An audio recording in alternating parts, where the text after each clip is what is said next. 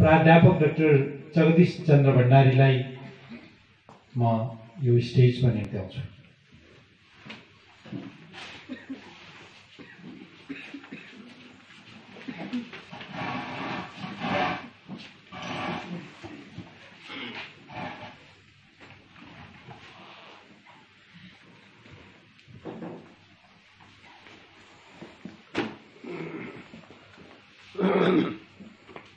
यस अन्तर्क्रियात्मक विचार गोष्ठीका सभाध्यक्षज्यू, मञ्चमा आसीन आजको यस विचार गोष्ठी जुन नेपाली लोकगीतमा प्रगतिशीलता विषयक जुन गोष्ठी भइरहेको छ त्यसका कार्यपत्रका प्रस्तोता द्वय प्राध्यापक डाक्टर ताराकान्त पाण्डे, त्यसै गरी डाक्टर मधुसूदन गिरिजी अनि कार्यपत्र प्रस्तोता कार्यपत्रका टिप्पणीकार आदरणीय प्राध्यापक महेन्द्र गिरिजी अनि यस क्षेत्रका बौद्धिक व्यक्तित्व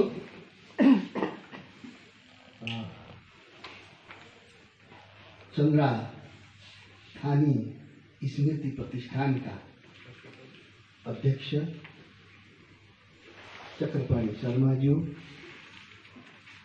अनि यहाँ उपस्थित हुनुहुने सम्मानित आदरणीय बौद्धिक व्यक्तित्वहरू, सर्जक व्यक्तित्वहरू, स्रष्टा व्यक्तित्वहरू, पत्रकार मित्रहरू, यहाँहरू सबैलाई म हार्दिक अभिनन्दन गर्न चाहन्छु। कार्यपत्र प्रस्तोता द्वयले यहाँ थुप्रै कुरा राखिसक्नु भएको छ। उहाँहरूका दस्तावेज सहित उहाँहरूकै मुखबाट त्यसमा रहेका अन्तर वस्तु यहाँहरूले पढिसक्नु भएको छ, सुनेर जानिसक्नु भएको छ र त्यसबारेमा आफ्ना प्रतिक्रिया पनि दिइसक्नु भएको छ। र आजको यो जुन विषय छ, यो विषय आफैमा रूपको दृष्टिकोणबाट पनि विषयको दृष्टिकोणबाट पनि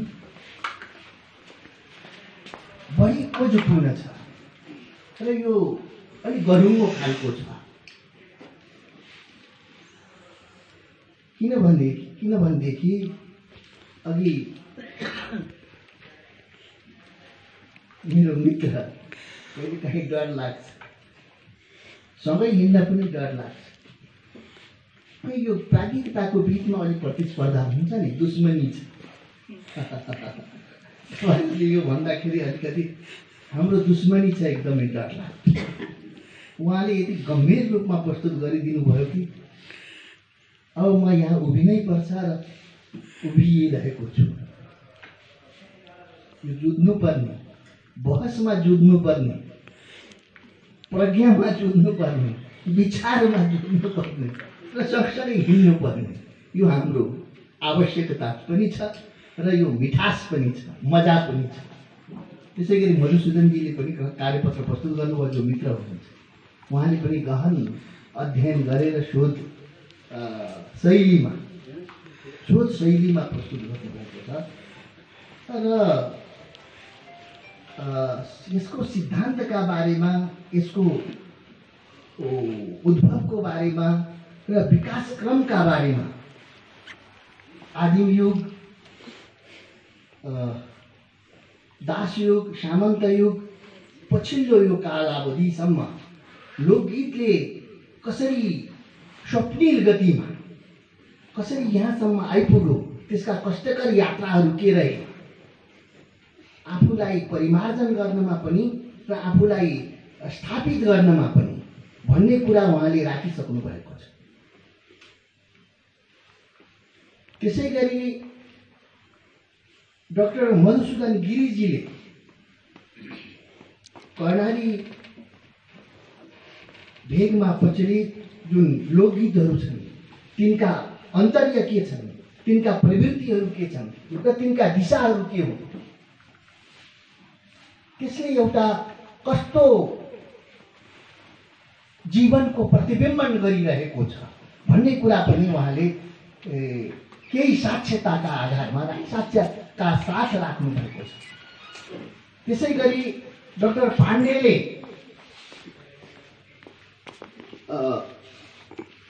ती साक्ष्यहरू उहाँले पनि साक्ष्यहरू जो नकारात्मक छन् लोकगीतका अन्तर्यमा र सकारात्मक कसरी गराउन सकिन्छ अथवा त्यसलाई कान्तिकरण गर्न कसरी सकिन्छ भन्ने कुरा पनि राखिसक्नु भएको छ। त्यो पनि गहन कुरा यहाँ प्रस्तुत गरिसक्नु भएको छ। र मलाई के लाग्छ, यो एक खालको उल्लासपूर्ण जीवनको आदिम अभिव्यक्तिको रूपमा जीवन जहिलेदेखि सुरु भयो, गीत तहिलेदेखि सुरु भयो। ऊ नाच्यो मानिस, हाँस्यो मानिस, मानिस रोयो प्रकृतिसँगको सङ्घर्षमा। त्यसले त्यससँग उमा गायन पनि सँगसँगै गर्दै आएको छ। यो गीत पनि त्यस सँगसँगै जन्मेको छ। भाषाको लिखित रूप जन्मनु अघि यो चाहिँ जीवन, यो लोकगीत सँगसँगै आएको छ, मानिससँग सँगसँगै आएको छ। त्यसले गर्दाखेरि यो आदिम अभिव्यक्ति पनि अथवा आदिम जुन अभिव्यक्ति हो त्यो त्यति बेलाको जुन मानिस हो त्यो आफैमा पनि प्रयोजन शून्य थियो, प्रयोजनयुक्त थियो, उद्देश्यपूर्ण थियो। त्यसले गर्दाखेरि लोकगीतले अथवा मानिसका जुन सृजन कर्महरू छन् ती सृजन कर्महरू अर्थहीन अथवा प्रयोजनहीन थिएन भन्ने कुरा पनि लोकगीतले देखाउँछ अरू जस्तै। त्यसै गरी मलाई के लाग्ने भने यो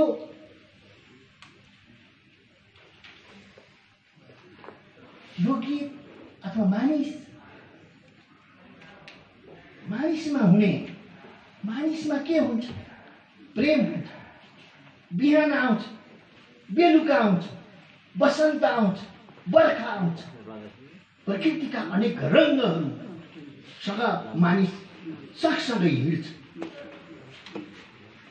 बुलबुलको गाना, गीत, गुलाबको चिरन्तन ताजापन, जिउँदोपन, आवेशहरू, अनुभवहरू, ती सबै त मानिसहरूमा छन्। ती सबै अहिले पनि अहिलेका गीतहरूमा पनि त्यो परम्पराबाट प्राप्त जुन उसको उच्च छ त्यो उच्चबाट समृद्ध छ, त्यो उच्चबाट समृद्ध छ आजको लोकगीत पनि। र सँगसँगै त्यो सामूहिक आवेगको कहिलेकाहीँ मैले लेख्छु नि, तपाईँले लेख्नुहुन्छ, लेखकले लेख्छ, संस्थाले लेख्छ, तर त्यहाँ सामूहिक आवेगका, सामूहिक रागका धेर थोर प्रभावहरू, कहीँ बढी प्रभाव कहीँ कम प्रभाव, तर त्यसको प्राणत्व त्यही हो। त्यसले गर्दाखेरि त्यसलाई सामूहिकतासँग विच्छिन्न गरेर हेर्न सकिँदैन, सामूहिकतासँगै त्यो गाँसिन्छ, जोडिन्छ। कलाको यो फरक खालको संसार जुन छ, यो फरक खालको संसार अथवा लोकगीतको संसार सामाजिक आवेगको संसार हो। यसमा प्रयुक्त हुने जुन शब्द बिम्बहरू छन्, प्रतीकहरू छन्, ती सबै यथार्थ रूपमा मानिसका जीवनका अनुभवहरू, मानिसका जीवनका अनुभूतिहरू हुन्। त्यसले गर्दाखेरि ती हामीलाई प्रिय लाग्छ। भावात्मक साहचर्यका कारणबाट तिनीहरू हामीलाई प्रिय लाग्छ। लोकगीतमा हुने त्यो जुन प्रभाव छ, त्यो प्रभाव सामाजिक जीवनकै प्रतिबिम्बका कारणबाट, साहचर्यका कारणबाट भएका हुन् भन्ने मलाई लाग्छ। र अहिले हामीले जुन यो नेपाली लोकगीतमा प्रगतिशीलताको कुरा गरिरहेका छौँ, त्यो कुरा गर्नुको पछाडि के छ भनेदेखि नयाँ रचनाशीलताको लागि, नयाँ सृजनशीलताको लागि, नयाँ सम्भावनाको खोज गर्नु। त्यसो भएको हुनाले लोकगीतको पहिचान हिजोदेखि आज, आजदेखि अब भोलि यो कहाँनिर सलबलाउँदै बग्ने हो, बगाउने हो, यो बग्दै कता छ भन्ने कुराको पहिचान गर्न पनि खोजिएको हो, खोज्नुपर्ने हुन्छ। अथवा मानिसको जीवनको व्यवहार, सामाजिक, सांस्कृतिक, बौद्धिक, वैयक्तिक र सामाजिक यी सबै कुराहरूको उपलब्धिहरू सँगसँगै अभावहरू र व्यक्ति र समाजका बीचको जुन आकांक्षाका बीचमा हुने जुन कठोर सङ्घर्ष छ, द्वन्द्व छ, र त्यो द्वन्द्व अनि मानव चेतनासँग सामाजिक परिवेशको अन्तर सम्बन्ध, विसम्बन्ध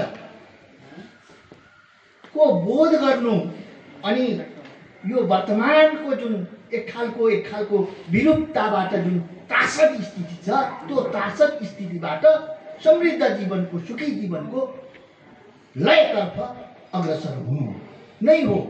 त्यसो भएको हुनाले लोकगीतको अभिष्ट अथवा सबै साहित्यको अभिष्ट, सबै कलाको अभिष्ट भनेकै त्यही हो। अलि छटपटाउनु, अलि दुःख हुनु, अलि पीडा हुनु, त्यो पीडाबाट मुक्तिको खोजी, दार्शनिक भाषामा भन्ने हो भने मोक्षको खोजी, भौतिक मोक्षको खोजी नै हो वास्तवमा एक खालको आनन्द, जसले निर्माण पनि गर्छ, भौतिक निर्माणको निम्ति पनि उत्साह प्रदान गर्छ र आत्मिक परिशोधनको निम्ति पनि, परिष्कारको निम्ति पनि त्यसले सहयोग पुर्याउँछ। त्यसो भएको हुनाले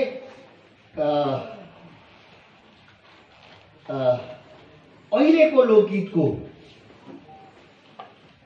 दिशा के हुन सक्छ, अहिलेको लोकगीतको दृष्टि के हुन सक्छ भन्ने कुरा पनि यससँग जोडिएको छ। र प्रस्तोता मित्रहरूले, विद्वानहरूले आफ्ना कुरा राखिसक्नु भएको छ र केही सङ्केतात्मक रूपमा त्यो दिशा प्रस्तुत पनि गर्नुभएको छ। र लोकगीत अघि केही प्रसङ्गवश आएका छन् कुराहरू। लोकगीतको स्रष्टा चिनिने कि नचिन्ने, उसको आधिकारिकता हुने कि नहुने, उसको स्वामित्व रहने कि नरहने भन्ने बहसका विषयहरू छन् हामीसँग। तर लोकगीतको जुन मानक, लोकगीतको जुन पहिचान हो, त्यो पहिचान र लिखित साहित्यका जुन विधागत विशिष्टताहरू छन्, त्यसका बीचमा हुने जुन भिन्नताहरू छन्, त्यसलाई छुट्याउने जुन कडीहरू छन्, ती कडीहरू यदि मेटिदिने हो भने यो भूगोल, लोकगीतको राष्ट्रियताको जुन भूगोल छ त्यो समाप्त हुन्छ। के भन्छ नि, लिम्बू लेक र काला पानी, लिम्बू धुरा जस्तै होला, उतातिर जा समाप्त हुन्। त्यसले गर्दाखेरि यसको आफ्नो सार्वभौमिकता, यसको आफ्नो विशिष्टता अनि यसको आफ्नो स्वत्व जुन छ, त्यहीँनिर लोक छ अनि गायन छ। अनि त्यो गायनको समृद्ध आदिम युगदेखि अहिलेसम्मको समृद्ध लय परम्परा छ। र त्यसले त्यो भूगोल, अरू भूगोल, कविताको भूगोल, कविताको भौगोलिक सार्वभौमिकता भन्दा यसलाई छुट्टै सार्वभौमिकतामा उभ्याएको छ। र अहिले जुन लोकगीतलाई क्रान्तिकरण गर्ने कुरा छ, यो एकदमै यो महत्त्वपूर्ण कुरा हो। यसको दिशा स्पष्ट गराउनु पर्ने र यसलाई समग्र जीवनलाई सुखी र आह्लादित बनाउनुको निम्ति यसलाई त्यतातिर उत्प्रेरित गर्नुपर्ने, त्यतातिर उन्मुख गराउनु पर्ने हाम्रो दायित्व हो। यसले एक त यसको उपभोक्तावादी जुन पुँजीवादी, दलाल पुँजीवादी जुन मूल्य छन्, ती मूल्यले यसलाई खतम पार्न खोजिरहेको छ। त्यसबाट पनि लोकगीतलाई, यसको सार्वभौमिकतालाई, यसको विशिष्टतालाई, यसको सामूहिक स्वत्वलाई संरक्षित गर्दै अगाडि बढाउनु पर्ने र नेपाल हाम्रो जीवनमा, हाम्रो विशिष्टतामा यसलाई पुष्पित र पल्लवित गर्नुपर्ने, पल्लवित र पुष्पित गर्नुपर्ने हाम्रो दायित्व छ। र त्यही अर्थमा आजको यो जुन नेपाली लोकगीतमा प्रगतिशीलता भनिएको छ, त्यसको पनि उपादेयता, त्यसको औचित्य रहन्छ। र यसले आज अलि साथीहरूले अलिकति, प्रस्तोताहरूले अलिकति यो सङ्कीर्ण, अलिअलि हामी विषयमा सङ्कीर्ण भयौँ कि किन सबै जातिमा, यो खास भाषी जातिमा मात्रै होइन कि सबै जातिमा लोकगीत छन्। तिनका पृष्ठभूमिहरू कव्वाली, दोहोरीको कव्वालीदेखि देउडाको यो नेउला आदि हुँदै यो सबै जातिमा देखिन्छ। त्यतातिर पनि अलिअलि सङ्केत गरिदिनु भएको हो। यसको अलिकति त्यसले यो कार्यपत्रकोले अलि बढी मूल्यवान त छँदैछ, एकदम सुन्दर छ। म यसमा आक्षेप लगाउने पक्षमा चाहिँ एकदम गहन छन्, अध्ययन गरेर लेख्नु भएको छ। विद्वानहरूको समग्र जीवन, अहिलेसम्मको जीवनको एक खालको सार तत्त्व बोकेर आएको छ। त्यसले गर्दाखेरि पनि महत्त्वपूर्ण त छँदैछन्, तर मेरो एक खालको जिज्ञासा, एक खालको कुतूहलता भनौँ, के भन्छ, भित्रभित्रैको एक खालको संशय मात्रै हो। यो ठ्याक्कै होइन कि हाम्रो विशिष्टताभित्र अरू लोकगीत, नेवारी समाजभित्र, मङ्गोलभित्रका विभिन्न गुरुङहरू सबैभित्रका लोकगीत, सबै जातिमा यो लोकगीत हुन्छन्। तिनले जीवनका विशिष्ट सामूहिकतालाई उनीहरूले अभिव्यक्त गर्छन् र जीवनको जुन दुःख छ, पीडा छ, जो वर्तमान यथास्थितिको कुर्रता छ, त्यो कुर्रताबाट उन्मुक्तिको खोजी गर्छन्। त्यो कहिलेकाहीँ भावुकतावश, कहिलेकाहीँ एकदमै प्रतिरोधको आवाजमा पनि गीतहरू आएका छन्। तिनी प्रशंसनीय छन्। ती जो समाजमा तिनीहरू गाइएका छन्, बनिएका छन्, ती समुदाय, समाज हाम्रा निम्ति आदरणीय छन्, पूज्य छन्। र यति भन्दै म आफ्नो छोटो भनाइ यहीँ पनि आउँछु। धन्यवाद। अभिवादन।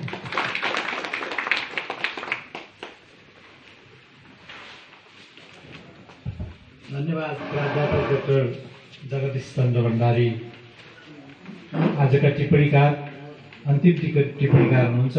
म छोटोमा, संक्षिप्तमा 3 देखि 5 मिनटको अहिलेको जवाफको चाहिँ संक्षिप्त जवाफ दिनु हुन म कार्यपत्र प्रस्तोता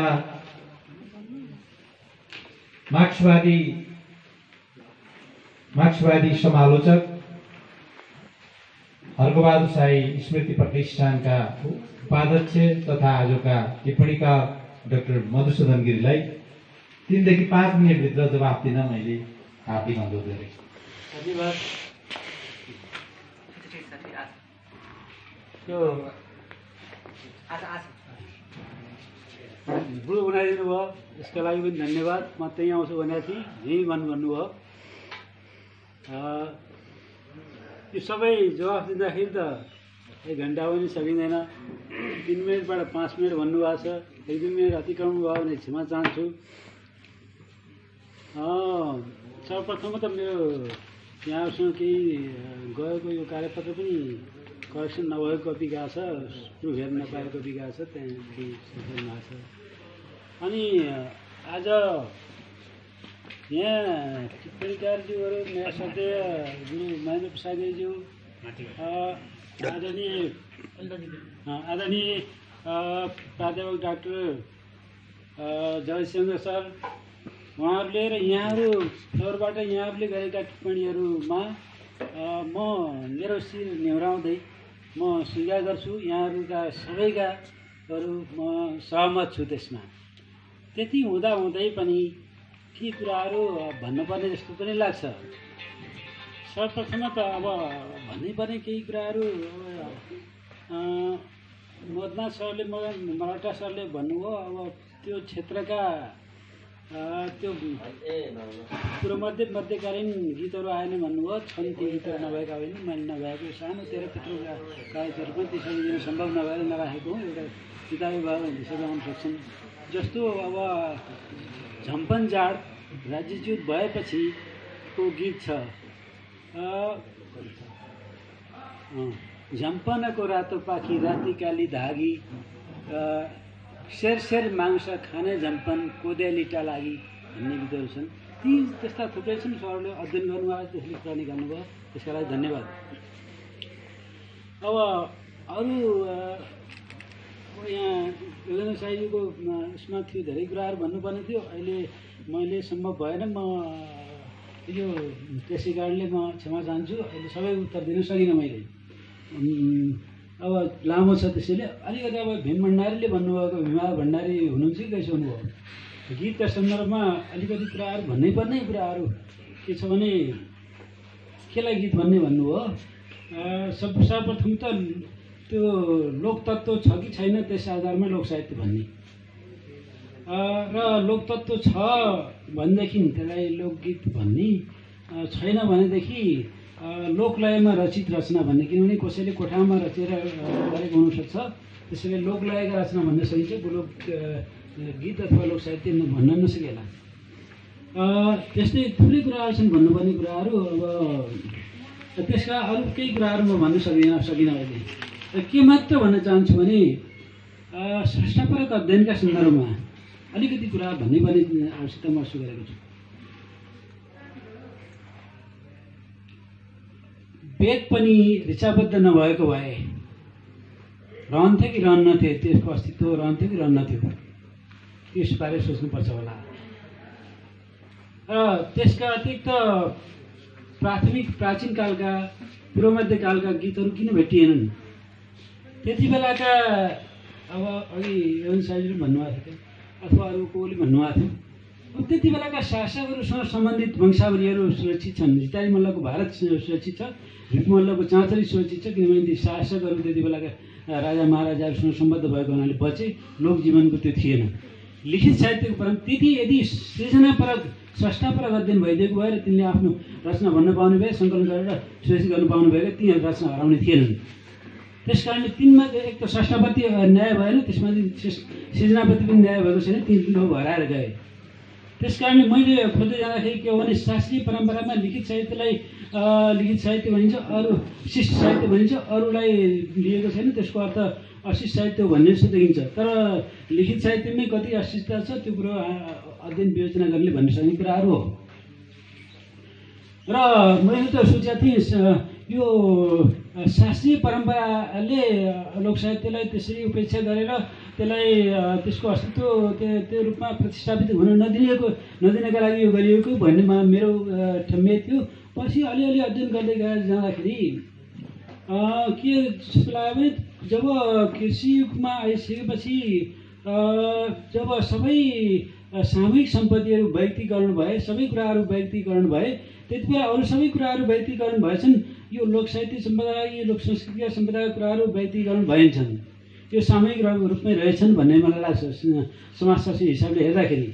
र यसका अतिरिक्त मेरा शब्द गुरुले जुन टिप्पणी गर्नुभएको थियो मानिसहरूले हो धेरै कुराहरू गर्न बाँकी छन्, त्यसलाई विविध कोणबाट यसलाई विश्लेषण गर्न सकिन्थ्यो। त्यो अब ऊबाट त्यसका अलङ्कार विधानको हिसाबले गर्न सकिन्थ्यो, रस विधानका हिसाबले गर्न सकिन्थ्यो, अरू धेरै हिसाबले गर्न सकिन्थ्यो। तर यहाँ ती सबै कुराहरू सम्भव भएनन्। म क्षमा चाहन्छु। मात्रै सन्दर्भपरक हिसाबले सन्दर्भ पनि सामाजिक सन्दर्भ, यो समाजशास्त्री अध्ययनको प्रकृति मैले अपनाउन चाहेको पूर्ण रूपमा म समाजशास्त्री भन्न सक्दैन, किनभने छैन, यतिमा सम्भव छैन।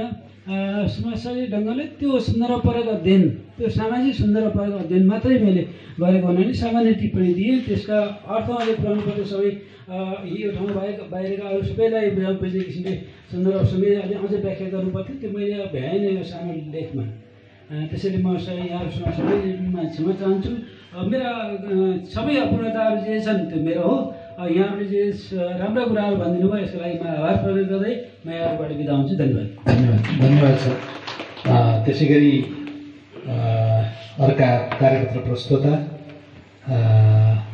प्राध्यापक डाक्टर ताराकान्त पाण्डे सरलाई 5 मिनटमा जवाब दिन मैले अनुरोध गर्छु। बढीमा 5 मिनट, सकेसम्म 3 मिनट मेरो लामो छैन। गिरी सरले जुन जवाफ दिनुभयो त्यसले धेरै कुराको समाधान गरिसकेको जस्तो मलाई लाग्छ। टीका पुष्पज्यूले राख्नुभएको एउटा जिज्ञासा थियो, यो कुन धार हो प्रगतिशीलताको भन्ने, र यसमा अब ग्राम्सी पनि छन्, आल्थुसर पनि छन्, मार्क्स पनि छन्। उत्तम सरले राख्नु जोडिएकै दुईटा जोडिएकै कुरा छन्। म जोडेरै भन्न चाहन्छु कि त्यस सन्दर्भलाई विभिन्न कोणबाट हेर्न सकिन्छ। तर प्रगतिशीलताको कुन धार भन्ने भन्दा पनि समष्टिमा प्रगतिशीलता के हो भन्ने कुरा नै यहाँ गर्न खोजिएको, यो वा त्यो धारको कुरा यहाँ गर्न खोजिएको होइन।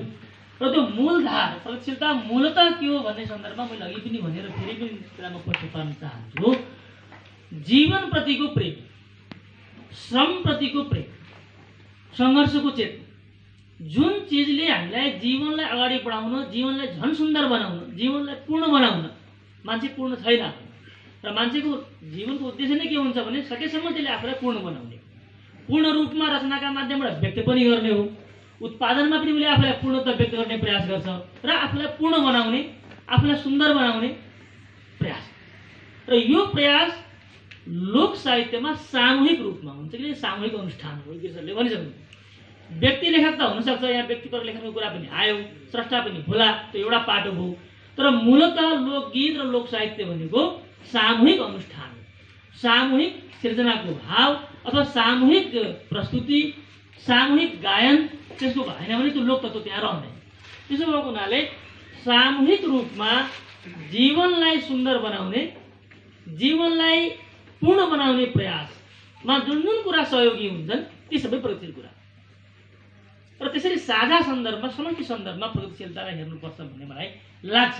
अब सूक्ष्म ढङ्गले अध्ययन गर्दाखेरि कुनै एउटा कोणबाट गर्न सकिएला, ग्राम्सीको कोणबाट मात्रै पनि गर्न सकिएला, मार्क्सका कोणबाट मात्रै पनि गर्न सकिएला, आल्थुसरलाई मात्रै पनि कहीँ आधार बनाउन सकिएला, त्यो अध्ययनको बेग्लै पाटो हो, सूक्ष्म पाटो हो। तर समग्रमा प्रगतिशीलतालाई यसरी हेर्नुपर्छ कि भन्ने मलाई लाग्छ। अब अरू त कहीँ पनि यही सन्दर्भसँग जोडिएका कुराहरू छन्, त्यस्तो पूरक रूपमा मात्रै आएका छन्, खासै जिज्ञासा छन् जस्तो मलाई लाग्दैन। लोकगीत के हो भन्ने कुरा र लोकगीतमा के राख्न सकिन्छ, के राख्न सकिन्न भन्ने कुराहरू आएका छन्। गिरिसरले भनिसक्नु भएको छ, त्यसलाई धेरै लम्ब्याउनु आवश्यक छ जस्तो मलाई लाग्दैन। लोक तत्त्व र सामूहिक अनुष्ठानको तत्त्व जहाँ छ त्यति बेलासम्म त्यो लोकगीत हुन्छ। नभए व्यक्तिले लेख्न सक्छ, त्यो व्यक्तिको लेखन मात्रै हुनसक्छ। सामूहिकताको सन्दर्भ चाहिँ सामूहिक भाव, सामूहिक संवेदना, सामूहिक आवेग र सामूहिक अनुष्ठानका रूपमा व्यक्त भइरह्यो भने त्यति बेलासम्म त्यो लोक साहित्य हुन्छ, लोकगीत हुन्छ भन्ने कुरा हो। सायद मैले जिज्ञासाहरूलाई समाधान गर्न सकेँ वा भनौँ जवाब दिन सकेँ जस्तो मलाई लाग्छ। योभन्दा बढी त्यस्तो खासै महत्त्वपूर्ण कुराहरू केही छैनन्। हाम्रो जगदीश सरले बरु यसलाई अझ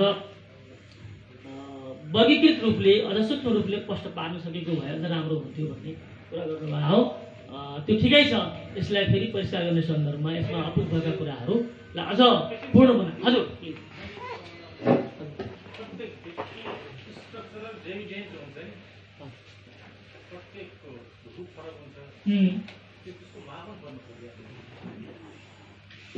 प्रत्येक लोकगीतको भन्नुभयो हजुर संरचनात्मक लाभ लाभ कसले लिने भन्ने सन्दर्भ हजुर हजुर अलिकति प्रश्न पार्नुहोस् अहिले मैले भन्न खोजेको सर हजुर व्यक्ति समाज अर्थतन्त्र राजनीति दर्शन आउँछ त्यसभित्र पनि डेभिडेन्स स्ट्रक्चरल डेभिडेन्स संरचनात्मक लाभ ठिक छ मेरो कुरा है म सुर्खेतमा बसेको छु बजारमा जन्मिएको छु यो लाभ त गाउँकाले पाएन मुखमा जन्मेका पाएन त्यस्तै किसिमले म नेवार हुँ जस्तै दलितको जन्मिएको छु दलितले त पाएन त्यस्तै किसिमले काठमाडौँ जन्मेको व्यक्ति छ यो फरक छ नि यो लेभल छ हो त्यसलाई अनि त्यो त हेर्न सकिने हो नि त्यसलाई पनि संरचनात्मक लाभ कसले कसरी लिइरहेको छ कुनै जाति विशेषमा जन्मेका कारणले कुनै क्षेत्रमा भूगोल विशेषमा जन्मेका कारणले मापदण्ड खोजेको मैले अब त्यो अध्ययनको चाहिँ फेरि अलिक बेग्लै त्यो अलिक उत्तर संरचनावादी कोणबाट त्यसलाई हेर्न सकिन्छ होइन पोस्टमोर्टम कोणबाट हेर्न सकिन्छ र त्यो पाटो चाहिँ हेराएको खास गरी त्यहीँबाटै आएको एउटा संरचनात्मक लाभ कसले कसरी लिएको छ कुनै खास भाषिक समुदायको मान्छे भएका कारणले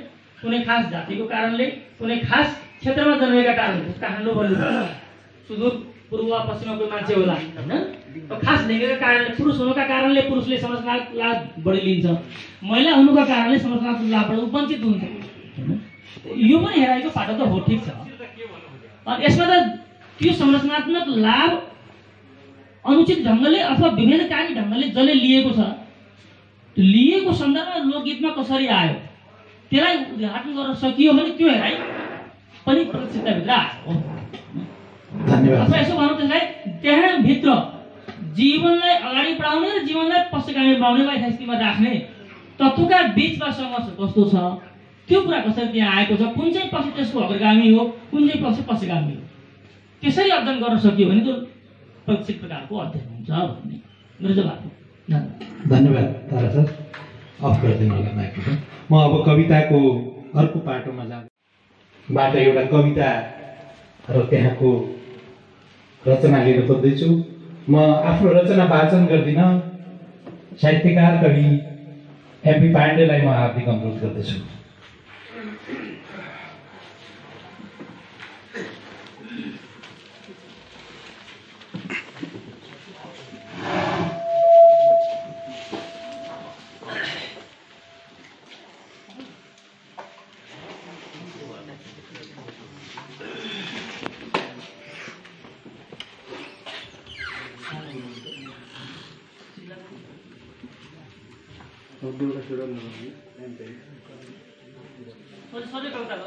हजुर छोटै कविता हेर्छ एउटा कविता हुन्छ म एउटा कविता त पुरै भन्छु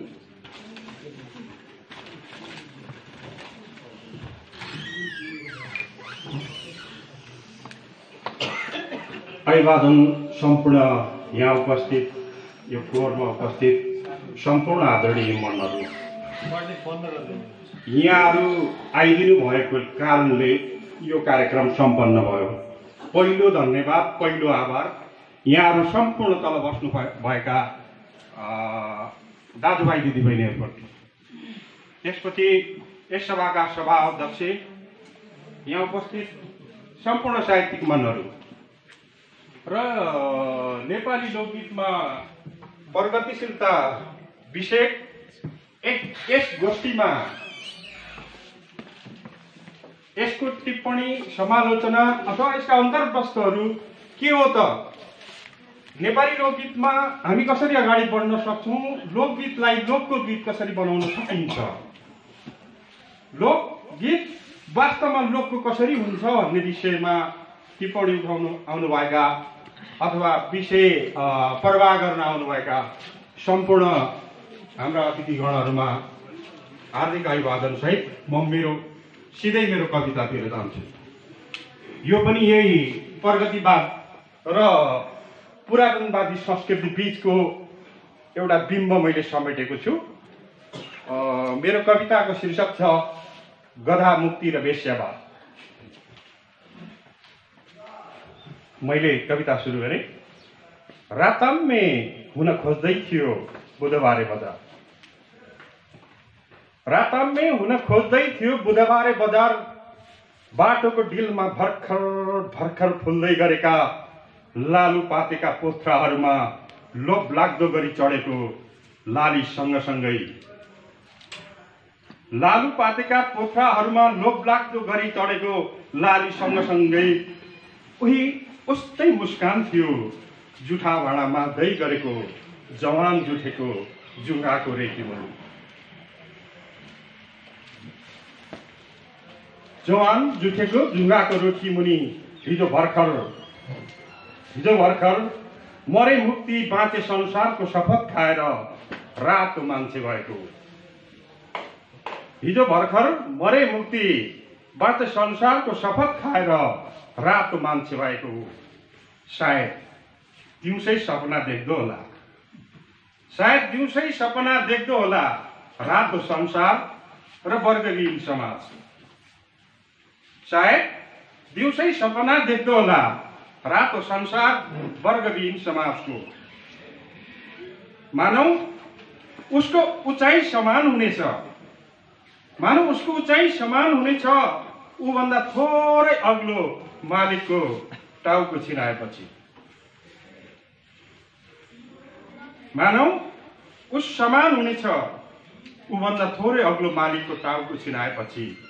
अन्ततः जमिन छोयो केही थान जमिनदारका टाउकाहरूले। अन्ततः जमिन छोयो केही थान जमिनदारका टाउकाहरूले झापा विद्रोहको शङ्खघोष गर्दै। अन्ततः जमिन छोयो जमिनदारका केही टाउकाहरूले झापा विद्रोहको शङ्खघोष गर्दै। बदलामा सुखानी रङ्गियो श्वेत आतङ्कको नाममा। बदलामा सुखानी रङ्गियो श्वेत आतङ्कको नाममा। रामे हर्के सेतेको आलो रगतले। छिन्ताङमा च्यातिए लासका पर्दाहरू नमिता सुमिताको नाङ्गो लासमाथि। एका बिहानै महान प्रजातन्त्रवादी भए बिर्खे। एका बिहानै महान प्रजातन्त्रवादी भए बिर्खे। बागमतीको प्रवाहमा मिसिएका रगतका धेरहरू सङ्लिँदा नसङ्लिँदै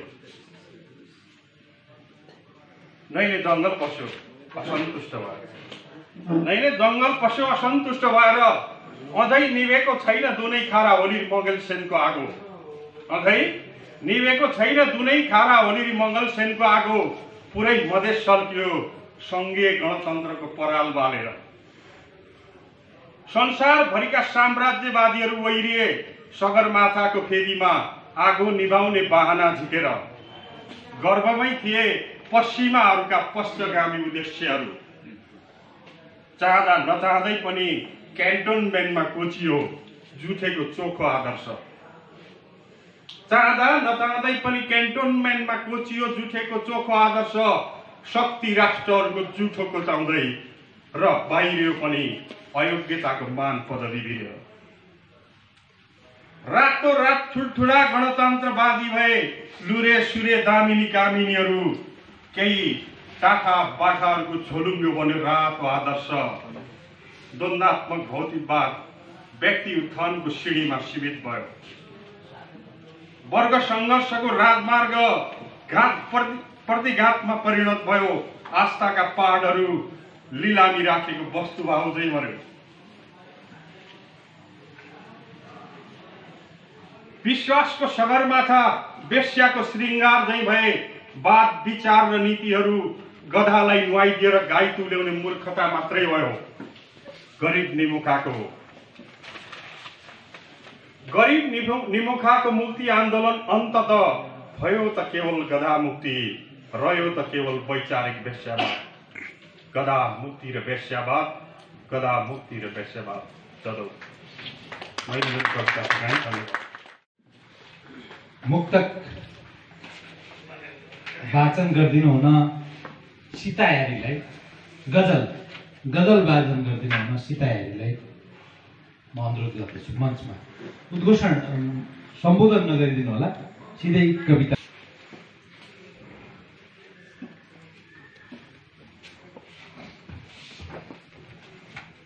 समस्त मनहरूमा हार्दिक अभिवादन।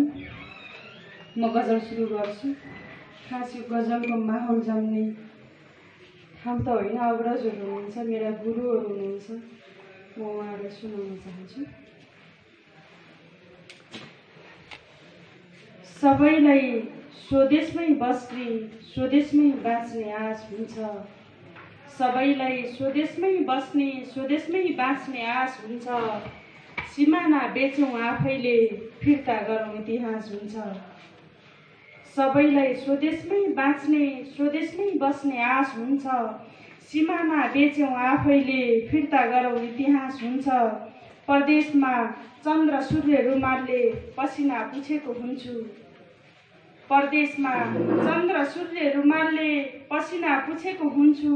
नेपालमा आफ्नै आमाले पुछेको आभास हुन्छ। सिमाना बेचौँ आफैले फिर्ता गरौँ इतिहास हुन्छ। सुनेको हुँ दिनेको भकारे रितिन्न, लिनेको कहिल्यै भरिन्न। सुनेको हुँ दिनेको भकारे रितिन्न, लिनेको कहिल्यै भरिन्न। मत दिने जमिनमै छौँ, लिनेको यात्रा आकाश हुन्छ। सिमाना बेचौँ आफैले फिर्ता गरौँ इतिहास हुन्छ। कागजी पाना र भाषणमा मात्रै गणतन्त्र आएको हो। कागजी पाना र भाषणमा मात्रै गणतन्त्र आएको हो। पानी र बिरामी डोकोमै बोक्छौँ, कसरी विकास हुन्छ। पानी र बिरामी डोकोमै बोक्छौँ, कसरी विकास हुन्छ। सिमाना बेचौँ आफैले फिर्ता गरौँ इतिहास हुन्छ। स्वार्थ र शङ्कामा सम्बन्ध जोड्यौ मौलाउनै पाएन। स्वार्थ र शङ्कामा सम्बन्ध जोड्यौ मौलाउनै पाएन। आमालाई त सन्तानका हर चिजमा विश्वास हुन्छ। आमालाई त सन्तानका हर चिजमा विश्वास हुन्छ। सिमाना बेचौँ आफैले फिर्ता गरौँ इतिहास हुन्छ। सबैलाई स्वदेशमै बाँच्ने स्वदेशमै बस्ने आश हुन्छ। धन्यवाद। मोदनाथ मराठा सरलाई आफ्नो कविता वाचन गरिदिन म हार्दिक अनुरोध गर्दछु।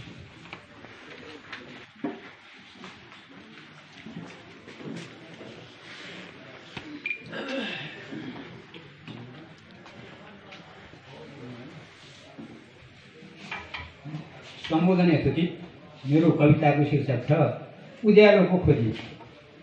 प्रिय कर्णाली भेरी किनार र लेक फर्साको सेतिला बस्तीहरूमा कहिल्यै उदाएन खुसीको घाम। कहिल्यै जन्मिएन सुखीको याम। युगभरि जेलिरह्यो औडाहरूको लगाम।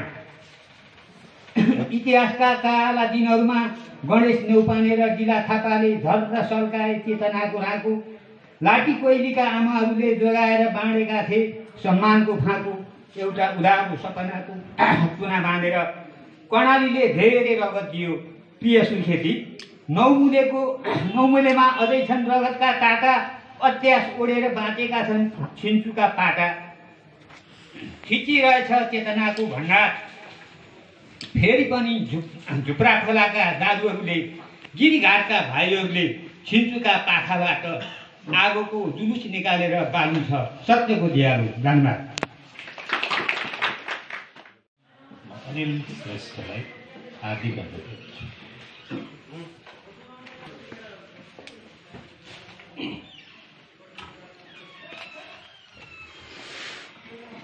मेरो कविताको शीर्षक छ छली देवता। यो कविता उखु किसानहरूप्रति, उखु किसानको आन्दोलनप्रति ऐक्यबद्ध कविता हो। जुन बेला उखु किसानहरू तराईबाट माइती घर मण्डलामा पुगेर आन्दोलन गरिरहेका थिए, हामी लेखक स्रष्टाहरू उहाँहरूसँग बसेर उहाँहरूको आन्दोलनप्रति एकबद्धता जनाउँदै कविता लेखिरहेका थियौँ। तर आज त्यो आन्दोलनले एउटा विडम्बना खेप्नु परेको छ। जसले उहाँहरूको आन्दोलनलाई साथ दिएर उहाँहरूको आन्दोलनसँगै माइती घर मण्डलामा उभिएर त्यो आवाजलाई उठाउनु पर्थ्यो। आज तिनै मान्छेहरू उहाँहरूको आन्दोलनलाई लखेटेर उहाँहरूको आन्दोलनलाई कुल्चिएर किसानहरूको उपहास गरिरहेका छन् र तराईका उखु किसानहरू काठमाडौँका चिसा सडकहरूमा सुतेर बस्नुपर्ने एउटा बाध्यता छ र मलाई के लाग्छ भने यहाँ उभिरहँदै गर्दाखेरि हामी पूर्वका मान्छेहरू पश्चिममा आएर आज यो कार्यक्रम गरिरहेका छौँ र यत्रो हलमा यहाँ आउँदाखेरि धेरै किसानहरू मैले देखिरहेका छु।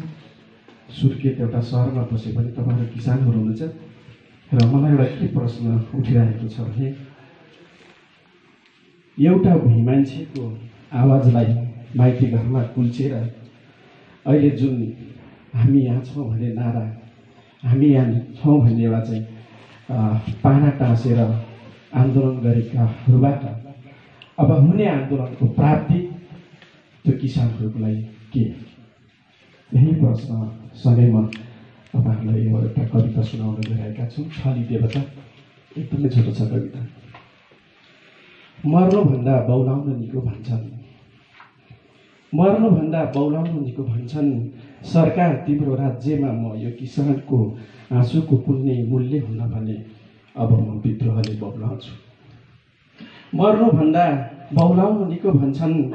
सरकार तिम्रो राज्यमा म यो किसानको आँसुको कुनै मूल्य हुन्न भने अब म विद्रोहले बौलाउँछु। जसलाई मैले आफ्नो कुलको देवता मानेथेँ।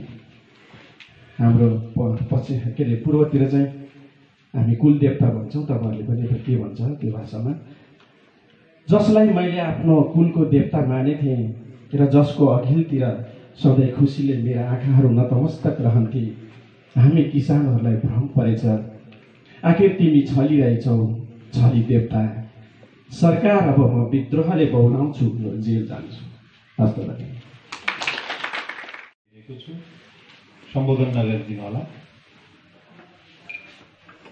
मित्रलाल पङ्गिनी सरलाई आफ्नो कविता राख।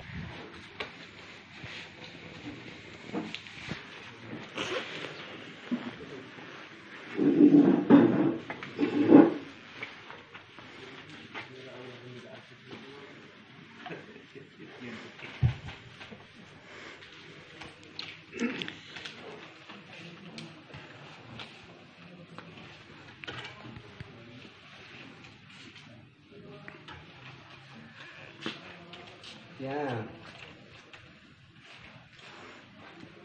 मैले एउटा पुरानै कविता भने के टिपेको रहेको छु, कविता भन्छु भनेर। आयो जमाना नयाँ, राणाकाल गयो गएन जनता, कङ्गाल पार्ने कला। पञ्चे राजा गयो उठेन जनता, पारे थलाका थला। भित्रैबाट पखालिएर मनको मैलो पुरानो नयाँ। माझ्ने क्रान्ति निकाल भन्छ युगले, आयो जमाना नयाँ। जोडेको जसरी सुकै किन नहोस्, पैसै भएको ठुलो। मारी मानिस कुल्चिँदै किन नहोस्, पदमै गएको ठुलो। यस्तो तुच्छ विचारको चलनले लेखिन्न पाना नयाँ।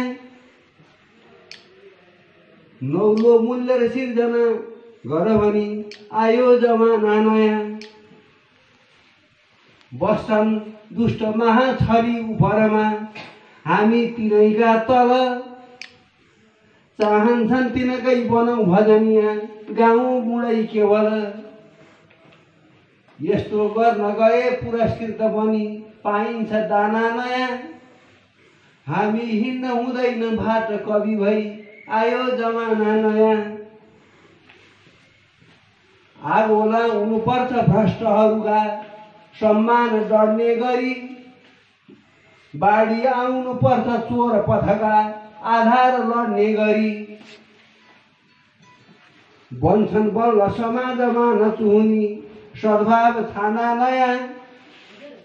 यही सन्देश फिजाउँदैछ युगले, आयो जमाना नयाँ। यो पृथ्वी कसको मनुष्य सबको, यी बार बार्छन् किन। दे मेरो अधिकार भन्छ जसले, त्यसलाई मार्छन् किन। बोल्नै पर्दछ सत्य न्याय कविले, गाएर गाना नयाँ। बिउजी निर्भय लम्क भन्छ युगले आयो जमाना नयाँ। धन्यवाद। धन्यवाद मित्रलाल पनिर सर। कवयित्री शिला योगीलाई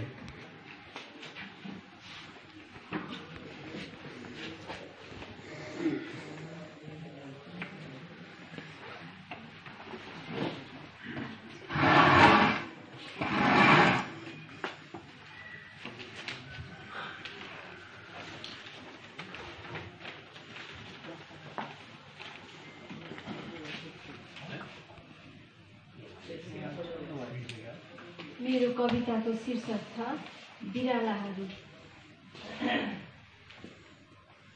देश बिरालोले भरिएको छ, जङ्गलमा वनमारा बढे झैँ देश बिरालोले भरिएको छ। नयाँ नयाँ बिरालाहरू नयाँ साइनो लिएर हल्ला बोलिरहेका छन्। आवाजविहीन भएको छ देश, आवाजविहीन भएको छ देश। जताततै कहिले गुर्र गर्र कहिले म्याउ म्याउ गर्दै बिरालाहरू नयाँ साइनो जोड्न र पुरानो साइनो तोड्न कहिले वल्लो दरबार कहिले पल्लो दरबार गरी दौडिरहेका छन्। कोही एउटै जातका हामी भन्दै आफ्नो गोत्र बताउँदैछन्, कोही एउटै जातका हामी भन्दै आफ्नो गोत्र बताउँदैछन्, कोही एउटै परिवार भन्दै नयाँ घर बनाउने र भित्रिने गर्दैछन्, कोही जात अर्कै परेछ भन्दै घर भत्काउँदैछन्, कोही रातमा साथ बिताउने अर्को घर बनाउने भन्दैछन्। भत्काउने र बनाउने खेलमा रङ्ग रङ्गका बिरालाहरू जुटेका छन्। आफ्ना बासहरू बनाउन रङ्ग जात र गोत्रको दुहाई दिएर आफूलाई आदिवासी र सक्कली बताउँदै म्याउ म्याउ गर्दैछन् बिरालाहरू। लुकी लुकी वल्लो घर र पल्लो घर गर्ने, ढुकी ढुकी दुध र मासु चोर्ने, गाउँलेका थाल र फसौडी भित्याउने यी चोर बिरालाहरू नै हुन्। यी चोर बिरालाहरू नै हुन्, यी थरी थरीका बिरालाहरू नै हुन्। यिनको जात र लुच्ने दाँत मिल्ने, इनका जिब्राका स्वाद मिल्ने, खाना मिठो दुधको तर नै हुने। आखिर बिराला उस्तै नहुन्, आखिर बिराला उस्तै नहुन्। सबै बिराला चोरी खाने हुन्। स्वाद एउटै इनको, स्वभाव एउटै इनको। घर सार्नु, घर सर्नु, घर बनाउनु, घर भत्काउनु, को ढाडे हुने, कसले गाउँको कसौडी रित्याउने।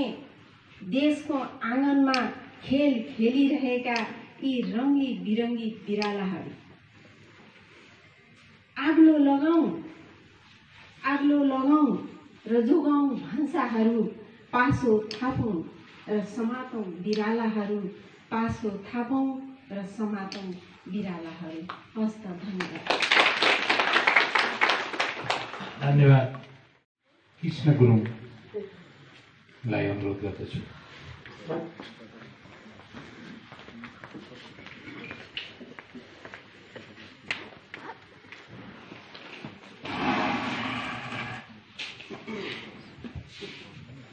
धन्यवाद। जो हाम्रो कार्यक्रमतिर आउँदै गर्दा आजको अध्यक्षजीले एउटा केही कविता पनि भए लिएर आउनलाई भन्नुभएको थियो। त्यसको सम्झनामा एउटा पुरानो कविता थियो मसँग, त्यसलाई मैले लिएर यहाँ वाचन गर्ने। प्रयत्न गरेको छु। यो कविताको शीर्षक छ महामानव। म अरू कविताबारे व्यक्त गर्न चाहन्छु। एउटा नेता भाषण गरिरहेछ, त्यसको अगाडि महामानव ठिङ्ग उभिरहेछ, नेताले माइक समातेको छ, कण्ठबाट महामानव प्रभाव भइरहेछ। तर सयौं वर्ष भएछ महामानव मरिसकेको रहेछ।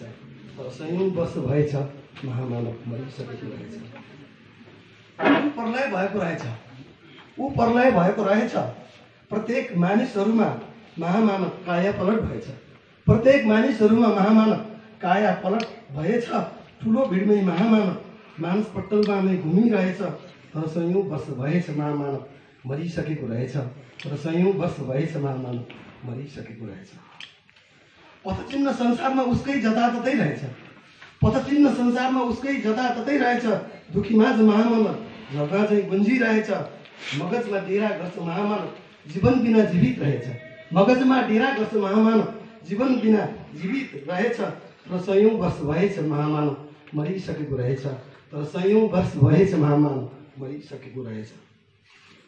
उसको छाया भन्ज्याङ्गनी चौपारीमा छ। मानिसहरू जहाँ पुग्छन् महामानव मनको बाटो त्यहीँ पुग्छ।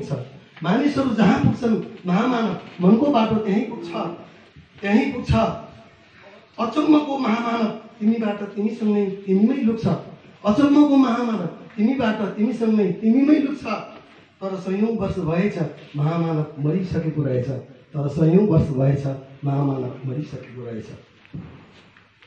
उसका मगजहरू किताबभरि छरिएछ। अक्षरका आँखा खोल्छ महामानव किताबी परेली भित्र रहेछ। किताबी परेली खोल आँखामा आँखा जुदाओ। भावनाले बोल्दो रहेछ। तर सयौं वर्ष भएछ महामानव मरिसकेको रहेछ।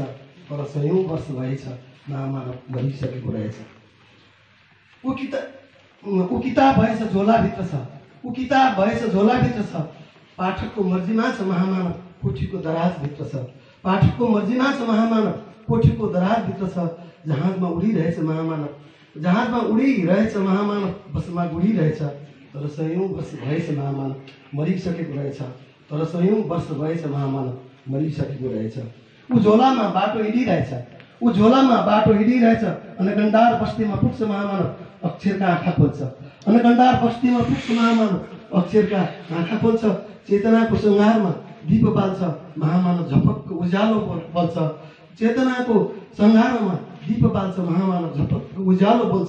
तर सयौं वर्ष भएछ महामानव मरिसकेको रहेछ। उसको भनाइ पेजसँग भने कोही कुरा गर्छ। चाहिएको उत्तर खोज महामानवसँग धेरै मध्ये शीर्षक रोज। किताबको पानाबाट महामानव मुस्कुराउँदै बोल्ने गर्छ। तर सयौं वर्ष भएछ महामानव मरिसकेको रहेछ। ऊ सूत्र हो विज्ञानको इन्जिनभित्र रहेछ। कर्म गर्नेहरूको महामानव कर्तव्य रहेछ। सिपालुहरूको सिप रहेछ महामानव सृजनाहरूको जिज्ञासा भएछ। तर सयौं वर्ष भएछ महामानव मरिसकेको रहेछ। ऊ कम्प्युटरभित्र छ त्यहीँबाट लेखिन्छ। ऊ त यन्त्रमानव भएछ महामानव रकेटसँगै मङ्गल ग्रहमा छ। सर्वोच्च शिखरको सुभाष चुम्छ महामानव पदार्थको मात्रामा छ। तर सयौं वर्ष भएछ महामानव मरिसकेको रहेछ। ऊ सत्य विचार हो यो धरतीमा छ। समाजको समग्र विकास महामानव गणित र विज्ञानको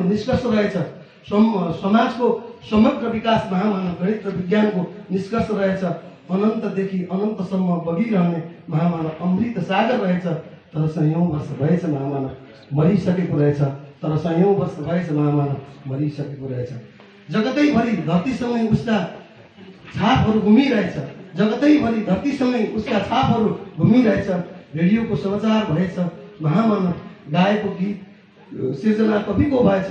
आकाश जस्तै फैलिरहन्छ महामानव, सूर्य जस्तै अमर रहेछ, तर सयौँ वर्ष भएछ महामानव मरिसकेको रहेछ, तर सयौँ वर्ष भएछ महामानव मरिसकेको रहेछ। हस्त धन्यवाद।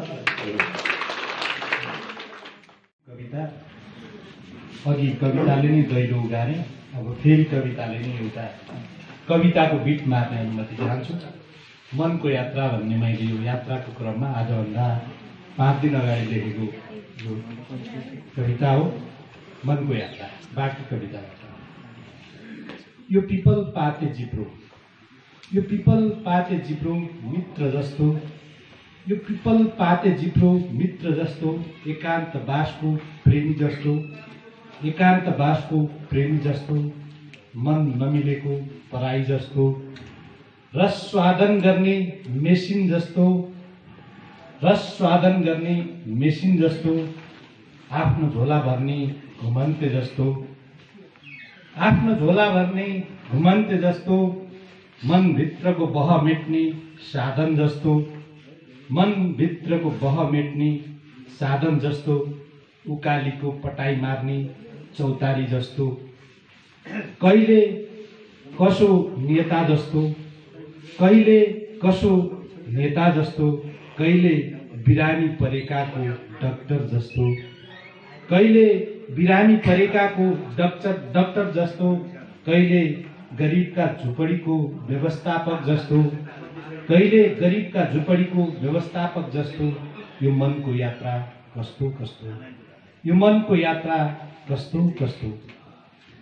हेर्दा सज्जन जस्तो लाग्ने दलाल जस्तो, हेर्दा सज्जन जस्तो लाग्ने दलाल जस्तो, यात्री साथी हो भन्दा पकेट मार जस्तो, यात्री साथी हो भन्दा पकेट मार जस्तो, राष्ट्र सेवक न हो भन्दा कमिसन खोर जस्तो, राष्ट्र सेवक न हो भन्दा कमिसन खोर जस्तो, जनप्रतिनिधि न हो भन्दा सामान्त जस्तो, जनप्रतिनिधि न हो भन्दा सामान्त जस्तो। यो यात्री मन कस्तो कस्तो, यो यात्री मन कस्तो कस्तो। भोग विलास मेट्ने परिकार जस्तो, भोग विलास मेट्ने परिकार जस्तो। यो चञ्चल मनको यात्रा क्षितिजको दृश्य जस्तो, यो चञ्चल मनको यात्रा क्षितिज दृश्य जस्तो। भिन्न भिन्न यात्रीहरूको विपरीत गन्तव्य जस्तो, भिन्न भिन्न यात्रीहरूको विपरीत गन्तव्य जस्तो। यो यात्रा कस्तो कस्तो, यो यात्रा कस्तो कस्तो। यात्रीको उद्देश्य नचुम्दै अस्थाय जस्तो। धन्यवाद। मैले मेरो कविता पनि यही अन्त गरेँ। अब म कार्यक्रमलाई शुभकामना धन्यवाद मन्तव्यबाट धन्यवाद दिइदिनु हुन, सम्पूर्णलाई धन्यवाद दिइदिनु हुन। आज यस कार्यक्रमका अतिथि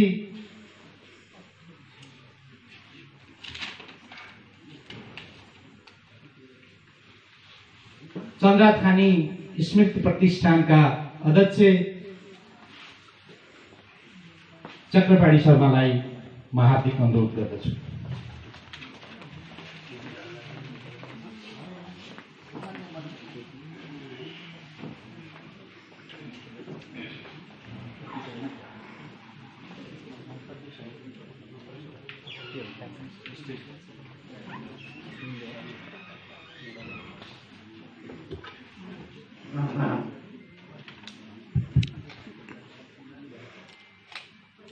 नेपाली लोकगीतमा प्रगतिशीलता विषय यो अन्तर्क्रियात्मक विचार गोष्ठीका अध्यक्षज्यू,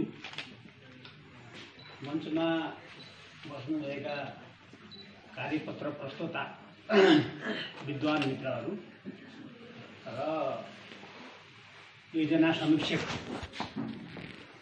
मध्ये आदरणीय महेन्द्र प्रसाद गिरी मेरो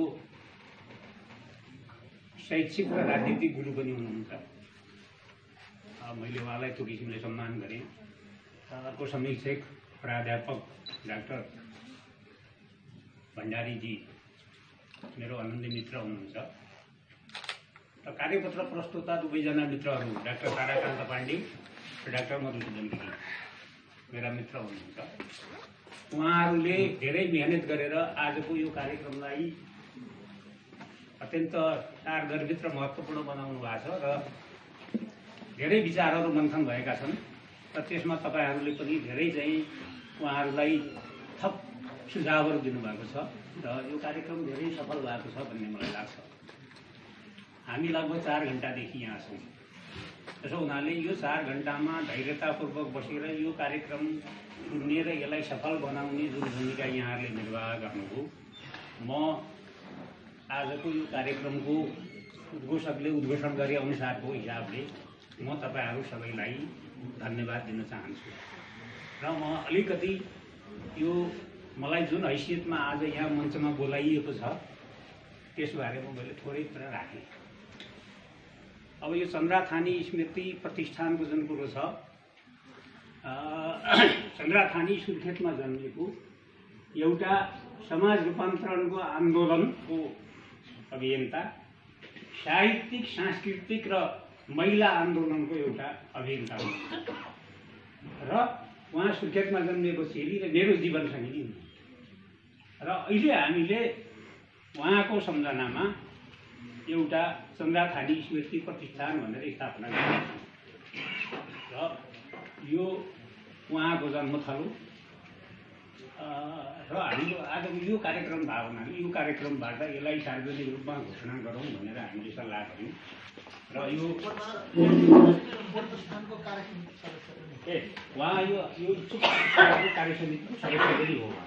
त्यसो हुनाले हामीले यो स्मृति प्रतिष्ठान स्थापना गरिसकेका छौँ र किन यो स्मृति प्रतिष्ठान किन स्थापना गर्नु पर्यो भन्ने बारेमा मैले अघि नै राखेँ।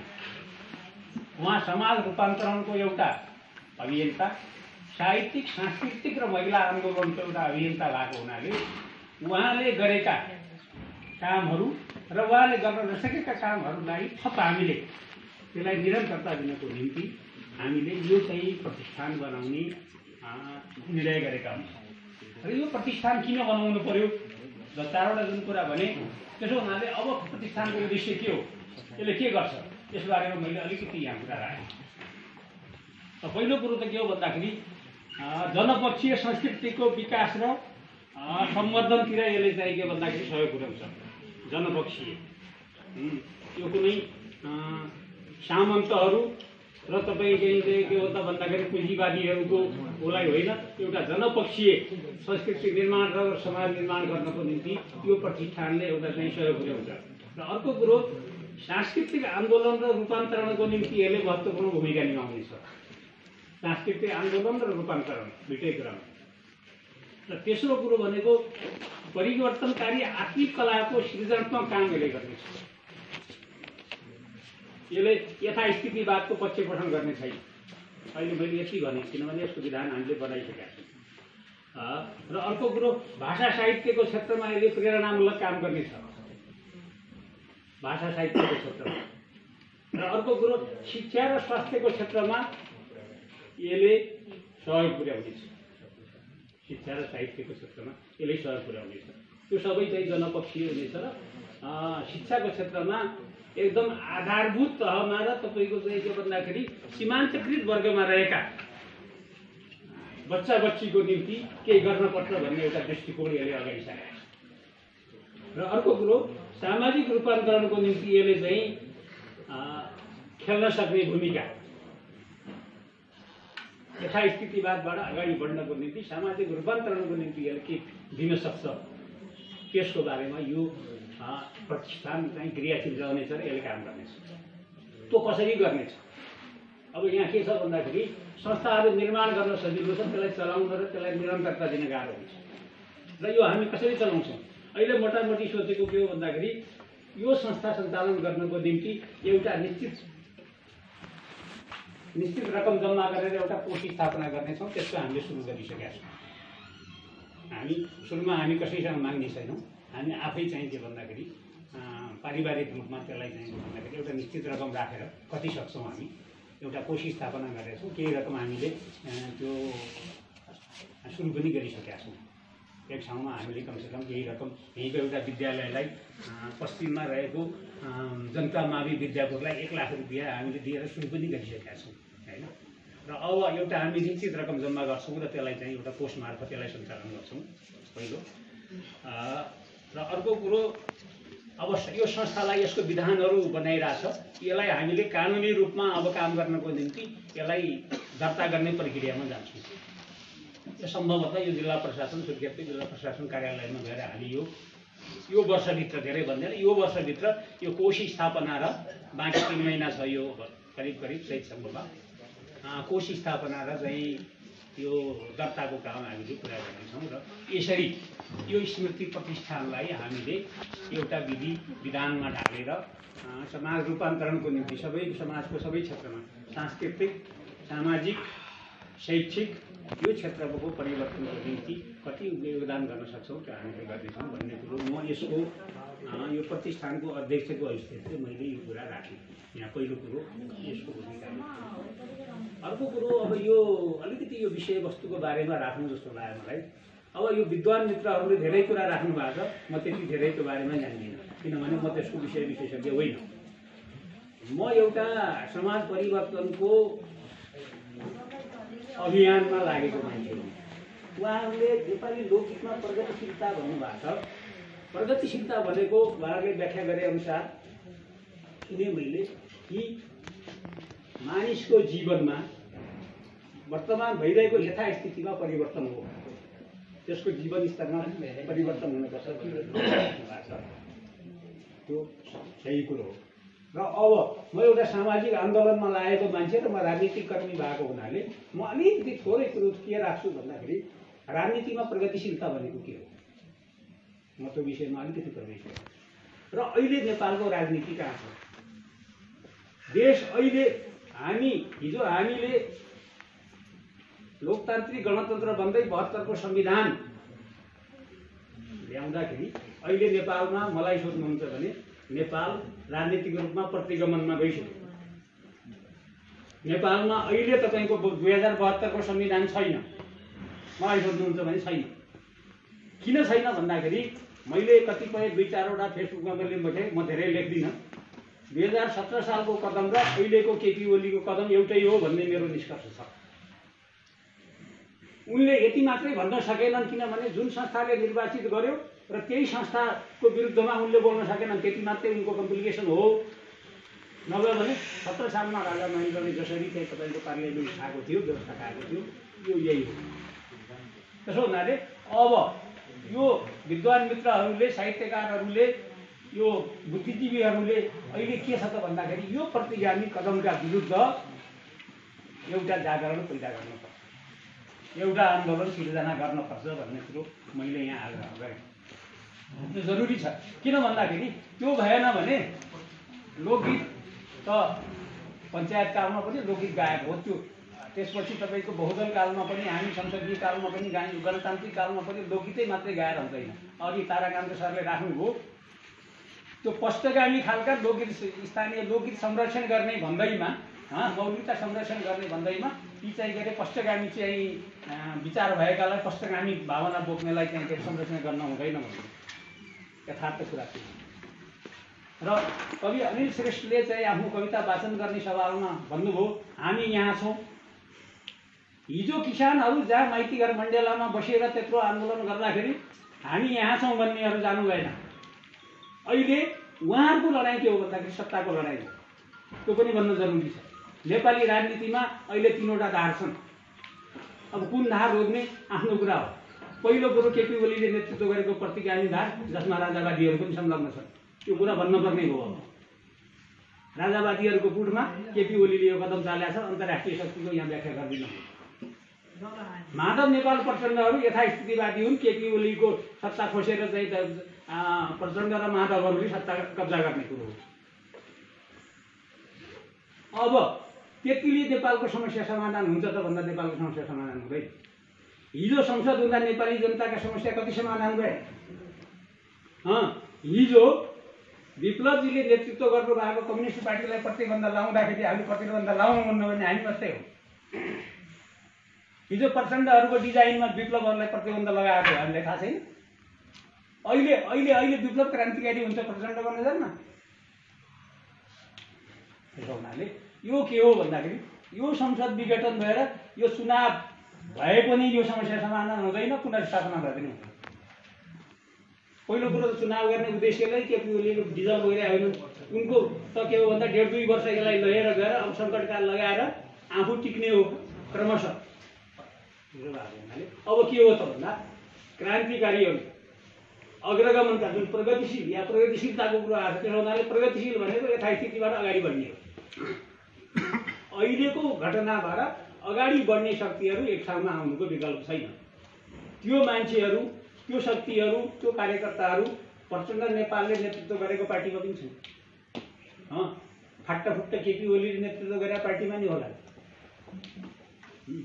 त्यसो हुनाले नेपालमा एउटा नयाँ राजनीतिक ध्रुवीकरणको आवश्यकता छ र त्यसको नेतृत्व कसले गर्छ भन्दाखेरि क्रान्तिकारीहरूले गर्छन्। क्रान्तिकारीहरूले गर्छन् र यिनीहरूको विरुद्ध यो आन्दोलन अलि लामो जान्छ। यहाँ अब तपाईँको मैले यहाँ सुने अस्ति कृष्ण पहाडी आएर यहाँ चाहिँ तपाईँको त्यो गेरुवा वस्त्रवालाले यहाँ भाषण गरेछ। त्यो अर्को पाखण्डी हो। त्यो आइएनजिओको पैसा खाएर यहाँ आएर चाहिँ मानव अधिकार र लोकतन्त्रका भाषण गरेर चाहिँ दुनियाँले पत्याउँछ होइन। अब यहाँ त कतिपय कुरा के मान्छेका नामै लिएर भन्न पर्ने हो। अब यहाँ प्रवृत्ति मात्रै भनेर पुगेन। अब प्रतिगमन उन्मुख छ मात्रै भनेर केपी ओलीको नाम लिएर अनि आन्दोलन अगाडि बढ्दैन। अब हामी यहाँ छौँ भनेर उहाँहरू गएर भन्नुभयो। अहिले हामी यहाँ छौँ भनिदियो भने त्यो उहाँहरूले गाड छोड्नुपर्छ। मैले माधव नेपाल र प्रचण्डलाई के भन्छु भन्दाखेरि त्यो 10 जना 20 जनाको त्यो सुरक्षाकर्मीको बिचमा गएर त्यहाँ बसेर हुन्छ, एक्लै आएर आन्दोलनमा आउनुहोस् न। हिजो चुच्चे नक्सा माग्दाखेरि 2 वर्ष अगाडि चुच्चे नक्साको हामीले आन्दोलन गर्दाखेरि हामीलाई सल्यानमा थुनिएको छ। हामीले त्यही चुच्चे नक्साको चाहिँ के अरे यो भूभाग कब्जा गर्यो भनेर जाँदाखेरि त्यहाँ हाम्रो दीपक साईजीले मगाएको हामीलाई गिरफ्तार गरेर त्यहाँ थुनिएको छ। अनि अहिले चुच्चे नक्सा ल्याइसकेपछि त्यो आयो, त्यो ठिक छ। तर के हो भन्दाखेरि केपी ओलीले आफ्नो बुट्टाले, उहाँहरूले आफ्नो बुट्टाले ल्यायो। त्यो नेपाली जनताको आन्दोलनले, तपाईँ हाम्रो सबैको आन्दोलनले त्यो नक्सा ल्याएको। तर अब त्यो नक्साको कुरो हराइसक्यो। अब त्यो छैन कुरो। अब अहिले यिनीहरूले कोरोनाको उपचार गर्न त्यो भ्याक्सिन किन्न पैसा भएन भनेर सरकारले हात थापेको छ। तर अहिले केपी ओलीले चाहिँ घोषणा गरेको चुनाव गरायो भने खरबौँ रुपियाँ खर्च हुन्छ। त्यो पैसा कहाँ आउँछ? त्यस हुनाले यो देशलाई अहिले चालेको कदम के हो भने देशलाई टाढ बनाउने, विदेशी शक्तिहरूलाई यहाँ थप क्रियाशील बनाउने र नयाँ ढङ्गले देशमा फाँसीवाद लागू गर्ने। फाँसीवाद भने के हो? कुरामा चाहिँ समाजवादका कुरा गर्ने, व्यवहारमा तपाईँको सामन्त र दलाल पुँजीवादको सेवा गर्ने चिजै फाँसीवाद। जुन कुरो चाहिँ के हो त भन्दाखेरि अहिले फाँसीवादको मुख्य तपाईँको चाहिँ कारक नाइके भने केपी ओली। अब प्रचण्ड र माधवहरूको तुलनात्मक रूपमा के हो भन्दाखेरि लडाइँ उनीहरूको झगडा लडाइँकै हो। तर अब अहिले के हो भन्दाखेरि उनीहरू सडकमा आएका छन् र सडकमा आएर आन्दोलन गरेर कमसेकम पनि उसको प्रतिगमन सत्याउन गर्छन् भने त्यो आन्दोलनलाई चाहिँ आन्दोलन ठिकै छ भन्ने, आन्दोलन गरेर ठिकै छ भन्ने। तर के हो भन्दाखेरि अब प्रचण्डले र माधव नेपालले नेतृत्व गरेर यो देश चल्दैन। प्रष्टै रूपमा पूर्व प्रधानमन्त्रीहरू माधव नेपाल, प्रचण्ड, झलनाथ, केपी ओली, बाबुराम भट्टराई, शेरबहादुर देउवा यी कसैको नामै नलिए हुन्छ त्यो मुलुकमा होइन। अहिले जेल जान त के हो त भोलि फेरि जेल जान पर्ला। त्यसको निम्ति हामी तयार हो, म तयार।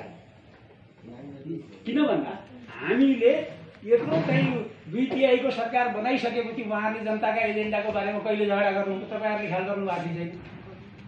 उहाँहरूका 50औँवटा मिटिङ हुन्थे स्थायी समिति भन्ने, कहिले पनि। अनि उहाँहरूको केमा झगडा? ल कार्यविभाजन भएन, मलाई अधिकार भएन, यो भएन, मलाई चाहिँ काम गर्न दिएनन्। एउटाले भन्छ मलाई काम गर्न दिएनन्, अर्काले भन्छ चाहिँ के अरे उसले मन पनि गर्यो। उहाँहरूले जनताका एजेन्डाका बारेमा कहिले छलफल गर्नुभयो? कुनै दिन सुन्नु भएको छ पार्लियामेन्टमा सुन्नुभयो कहिले र यो सरकारी नेकपा दुईटै नेकपाको चाहिँ के अरे मिटिङमा कहिले सुन्नुभयो उखु किसानका कुरा सुन्नुभयो अनि त्यो अमेरिकन त्यो 50 करोड डलरको निम्ति त्यो राष्ट्रघाती त्यो एमसीसीको पैसा ल्याउनको निम्ति मारामार छ त्यसो भएको हुनाले अब अहिले नेपाली यथास्थितिमा नेपाल चल्दैन र अहिले यदि यो चुनाव भइहाल्यो भने पनि त्यो चुनावले समस्या समाधान गर्दैन चुनावले आउने मान्छे दिने र यदि चाहिँ के भन्दाखेरि यो भएन भने पनि यो झन् ठुलो फाँसीवादतिर फेरि जान्छ यो त्यसो भएर हाम्रो दृष्टिकोण के हो भन्दाखेरि अब क्रान्तिकारीहरूले अहिलेको स्थितिबाट अगाडि बढ्ने शक्तिहरू एकताबद्ध भएर अगाडि बढ्नुपर्छ र यो मुलुकको नेतृत्व लिनुपर्छ त्यसको निम्ति तपाईँ हामी सबै तयार हुनुपर्ने हो त्यो हाम्रो मात्रै समस्या होइन व्यक्तिगत रूपमा कुनै क्रान्तिकारीहरूको व्यक्तिगत समस्या होइन त्यो मेरो मात्रै पनि समस्या होइन उहाँको मात्रै पनि समस्या होइन त तपाईँ हामी सबै नेपालीको समस्या हो र हामीले दुःख पाउँछौँ 74 को चुनाव हुने बेलामा हामीले त्यो चुनावमा भाग लिएका थियौँ त्यसपछि साथीहरू विभिन्न गाउँमा जानुभयो सुर्खेतको पनि म केही ठाउँमा गएँ अलिकति बौद्धिक सर्कल भएको ठाउँमा म गएँ अनि त्यसपछि उहाँहरूले के भन्नुभयो कहाँ सरकारका कुरा त सुन्ने हामीलाई फुर्सदै छैन पढे लेखा विद्वान बुद्धिजीवीहरूका कुरा गर्दैछु पहिले सामान्य जनताको भोटरका कुरा गर्दै अनि किन भन्दा दुईटा कम्युनिस्ट पार्टी ल्याएको छन् यता स्वर्ग उच्च समाजवादको कम्युनिस्ट सत्ता त आइहाल्यो अहिले भने हेर्नुहोस् यो के भन्दाखेरि पुँजीवादी संरचनाभित्र जुन पुँजीवादले जुन दलाल पुँजीवादले उहाँहरूलाई डिक्टेट गरेका छ नाम मात्रै उहाँहरूको चाहिँ रूप मात्रै चाहिँ के अरे चाहिँ कम्युनिस्ट हो सारमा उहाँहरू के भन्दाखेरि दलाल पुँजीवादको चाहिँ संरक्षक हो त्यहाँ त्यो पार्टीभित्र अहिले ऊ हाम्रो जो यादव योजना आयोगको सदस्य जानुभयो हाम्रो के अरे साईजी अब उहाँको कृषि मन्त्री हुनुहुन्थ्यो हाम्रो के अरे घनश्याम भुषाल उहाँहरूको टिम छ पुरानो उहाँहरू मेरो पुरानै तिनजनाको साथीभाइ हो पर्सनल्ली होइन अब घनश्याम भुषालबाट समाजवादी कुरा गर्नुहुन्थ्यो कृषि मन्त्री हुनुभयो यहाँ मलको हाहाकार मलै आएन ल हेर्नुहोस् मलै आएन जुन रासायनिक मलको कुरा एउटा मन्त्रीले जब एउटा पैसा तिरेर ल्याउने मल ल्याउन सक्दो रहेछ भनेपछि त कुरो सकिएन भनेपछि स्थिति यो के हो भन्दाखेरि जटिलतातिर हुनु भएको छ त्यसो हुनाले अब अहिले के हो भने सबै जरुरी सचेत हुन जरुरी छ म मात्रै सचेत भएर पुग्दैन तपाईँ हामी सबै सचेत हुन जरुरी छ त्यसो हुनाले जसरी हामीले आज यो नेपाली लोकगीतमा प्रगतिशीलताका कुरा गऱ्यौँ अब के हो भन्दाखेरि नेपाली राजनीतिमा पनि एउटा प्रगतिशील ढङ्गले नयाँ ढङ्गले सोच्न जरुरी छ त्यो जरुरी छ यो मैले चाहिँ आज यहाँहरूलाई आग्रह गरेँ र आजको यो कार्यक्रममा यहाँहरूको जुन उपस्थिति भएर जुन किसिमको विचार मन्थन हो यसले पनि एउटा नयाँ आयाम थप्नेछ एउटा नयाँ थप्नेछ भन्ने मलाई लागेको छ त्यसो हुनाले फेरि अन्तमा एकपटक यो कार्यक्रममा यहाँहरूको सबैको उपस्थितिको निम्ति यहाँहरूको सक्रिय सहभागिताको निम्ति म फेरि पनि एकपटक धन्यवाद दिँदै यहाँ उपस्थित हुनुभएका आदरणीय मेरा गुरु महेन्द्र प्रसाद गिरिज्यू लगायत विद्वान प्राध्यापक मित्र सबैलाई म हार्दिक धन्यवाद दिँदै म आफ्नो भनाइ यहीँ टुङ्ग्याउँछु धन्यवाद आजको यो कार्यक्रमका सभापति इच्छुक सांस्कृतिक प्रतिष्ठानका अध्यक्ष प्रगतिवादी कवि आख्यानकार आदरणीय कमरेड हिरामणि दुखीलाई अनुरोध गर्दै म सञ्चालक पनि यहाँहरूबाट बिदा हुने अनुमति चाहन्छु धन्यवाद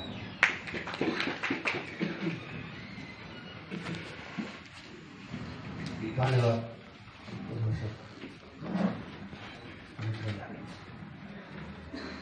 भागबहादुर साई स्मृति फाउन्डेसनका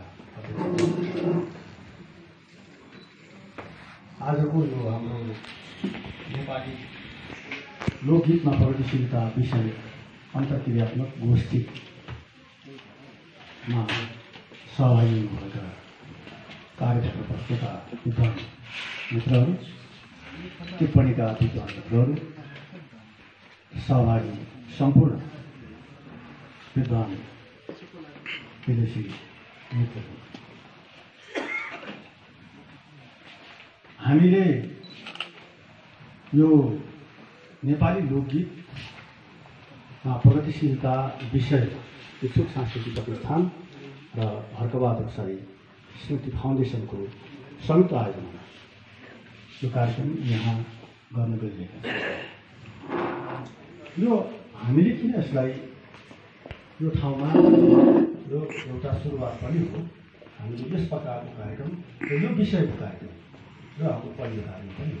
यद्यपि त्यस्ता विभिन्न किसिमका विचार गोष्ठीहरू हामीले दशौँ वर्षदेखि सञ्चालन गर्दै आएको छ।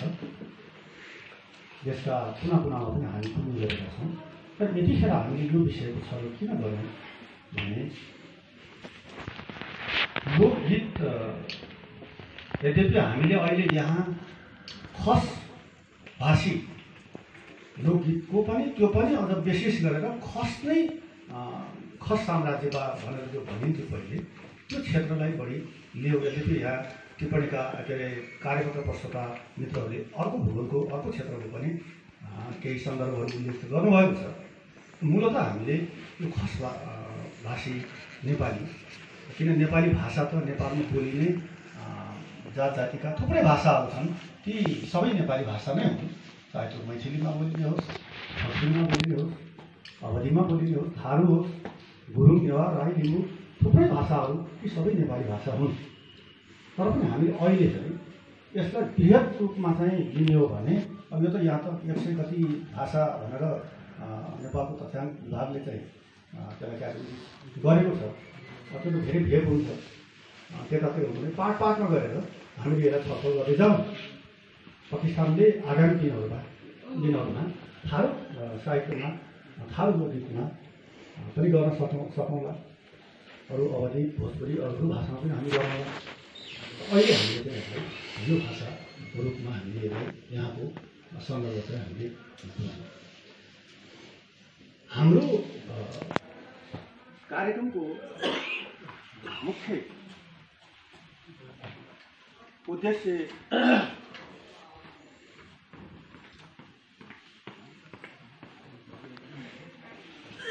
जीवनको जुन उदात्त भाव, जीवनको सुन्दर भाव कसरी अभिव्यक्त भएका छन् त्यो कुराको खोजी। लोकगीतको परिभाषा के हो, कस्तोलाई लोकगीत भन्ने, के भन्ने, यो कुरातिर म यहाँ चर्चा गर्न गइरहेको छैन। यो त हाम्रा कार्यपत्रहरूले प्रस्तुत कार्यपत्र मार्फत कार्यपत्र प्रस्तुताहरूले प्रस्तुत गरिसक्नु भएको छ। टिप्पणीकारहरूले पनि त्यसको समग्र रूपमा संक्षिप्त तर अत्यन्तै गहन रूपमा, सार रूपमा चाहिँ त्यसको चर्चा गरिसक्नु भएको छ। हामीले प्रगतिशीलता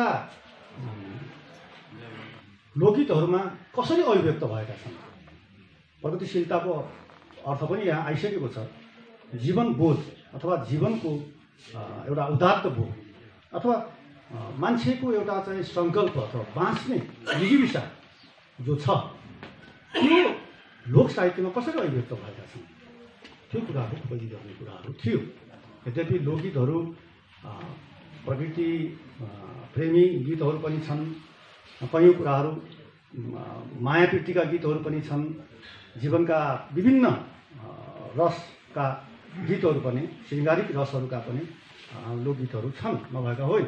तर त्योभन्दा पनि विशेष गरेर हाम्रो यो क्षेत्रको विशेषता भौगोलिक हिसाबले पनि उत्पीडन, सामाजिक हिसाबले पनि उत्पीडन र राज्य सत्ताले सधैँभरि चाहिँ उत्पीडनमा पारेको एउटा विकट क्षेत्रमा मान्छेको जीवन कसरी चाहिँ व्यतीत भएका छन् र आफ्ना दुःख र वेदनाका कुराहरूलाई आफ्ना गीत सङ्गीतहरूमा उनीहरूले कसरी अभिव्यक्त गरेका छन् त्योमा एउटा त्यो बिम्ब, आफ्नो गीतको बिम्बबाट आफ्नो जीवनको जुन उजागर गरेका छन् त्यो कुरालाई हामीले संक्षिप्तमा भए पनि त्यसलाई टिपोट गर्ने, त्यसलाई परिचर्चामा ल्याउने जमर्को हामीले यो कार्यक्रम मार्फत हामीले गरेका छौँ।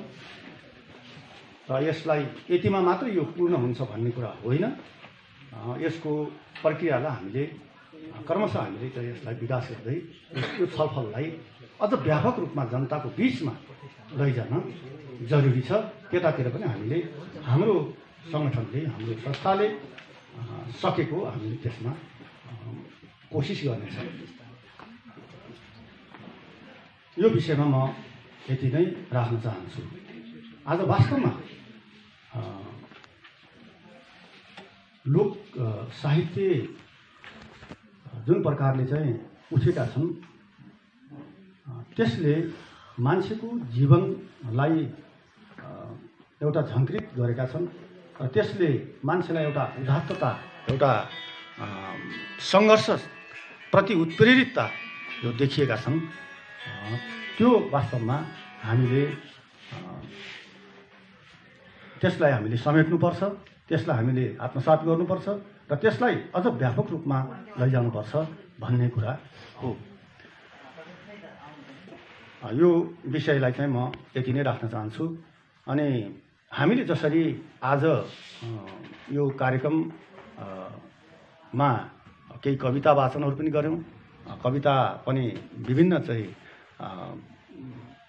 के अरे भावमा, विभिन्न विचारमा अभिव्यक्त भएका छन् र तिनको सारमा हामीले हाम्रा पीडा, हाम्रा उन्मुक्ति र अहिलेको राजनैतिक चिरफारका कुराहरूलाई हामीले त्यहाँ उजागर गरेको हामी पाएका छौँ।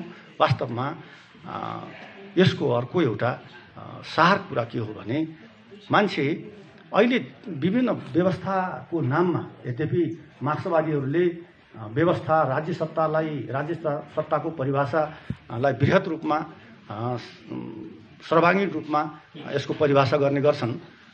सामान्य जनबोलीमा सत्ता भन्दा बित्तिकै सरकारलाई बुझ्ने गरिन्छ।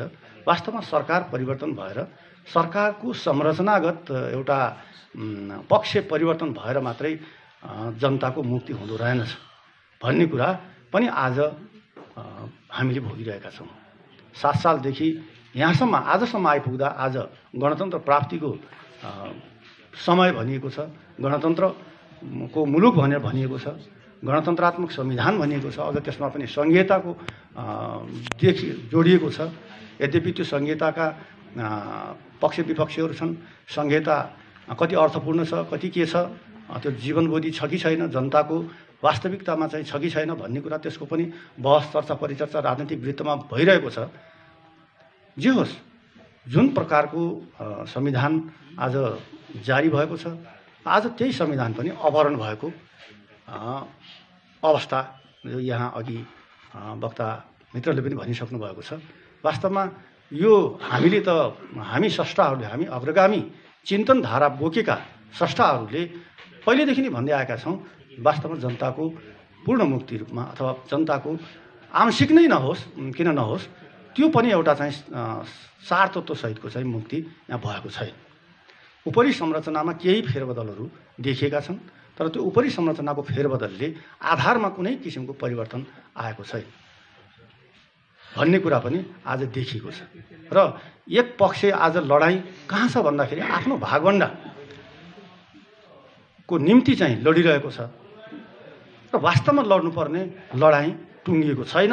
र जनता फेरि हाम्रा लोकभाकाहरू, फेरि हाम्रा चाहिँ लोकभाकाहरूले जीवनको एउटा चाहिँ सङ्घर्षको बाटो, जीवनको अर्को एउटा चाहिँ उदात्तताको बाटो उजागर गर्नुपर्ने र फेरि जनतालाई चाहिँ जोडेर जानुपर्ने त्यो आवश्यकता छ। यो कुराहरू पनि हामीले अनुभूत गरिरहेका छौँ। म लामो समय लिन चाहन्न।